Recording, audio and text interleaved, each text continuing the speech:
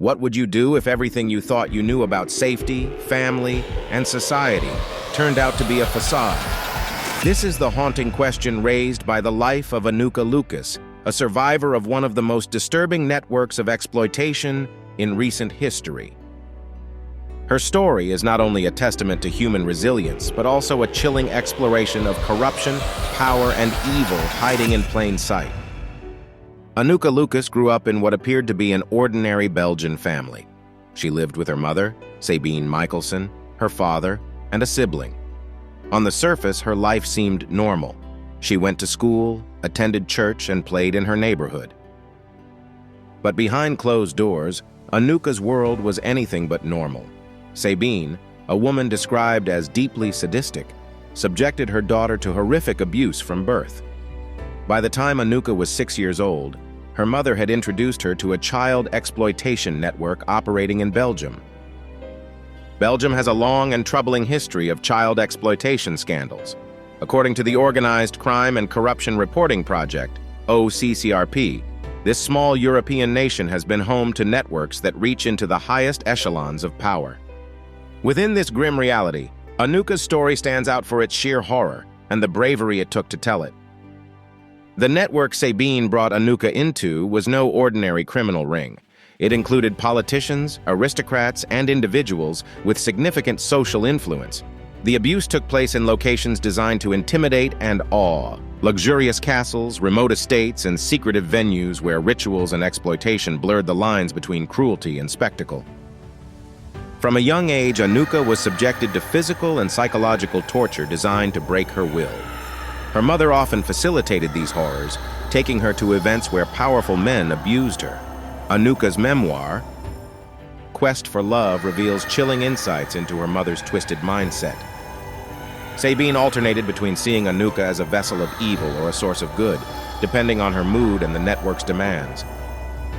Anuka's experiences went beyond mere physical abuse. She was forced into situations designed to destroy her sense of self. In one horrifying incident, she was made to choose between her own life and that of another victim. In another, she endured brutal torture that left her in a state of complete dissociation. These events weren't random acts of violence. They were part of a calculated system of mind control intended to render victims powerless and compliant. The exploitation network extended far beyond Belgium's borders, connecting with other organizations around the world. Children were treated as commodities, traded to satisfy the perverse desires of the powerful. Rituals often culminated in acts of torture and murder, creating an atmosphere of fear and secrecy that ensured silence among participants and victims alike. Amid this darkness, one complex figure emerged in Anuka's life: Patrick Hamers, a notorious Belgian criminal. Hamers, a participant in the network, sometimes acted protectively toward Anuka. Yet their relationship was fraught with manipulation and abuse. Patrick's dual role as both protector and perpetrator underscores the convoluted dynamics within the network. Anuka's breaking point came during one of the most brutal episodes of her captivity. On the verge of death, she experienced what she described as a near-death encounter with a divine teacher. This spiritual awakening became a turning point. It gave her the strength to survive and eventually seek freedom. Her escape from the network was made possible by an unexpected act of kindness from Patrick. Before his death, he helped Anuka flee and provided her with the means to rebuild her life. But escape didn't bring immediate relief.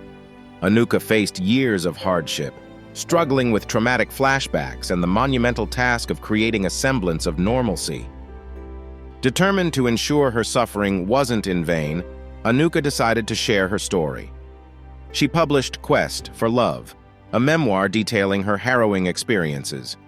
Beyond writing, she founded an organization to support women who had endured trafficking and abuse. Despite her efforts, justice has been elusive. Many of the individuals involved in the network remain free, protected by layers of influence and political obstruction. The systemic nature of the network's protection highlights the pervasive corruption within Belgium's institutions. Anuka's story is a powerful reminder of the resilience of the human spirit, even in the face of unimaginable evil. It also serves as a call to action, a plea to confront exploitation, hold the powerful accountable, and support survivors in their fight for justice. If this story moved you, please subscribe to the channel, leave a like, and explore our other videos on similar topics. Together, we can shed light on the shadows and work toward a world free from exploitation. That said, thank you and see you next time.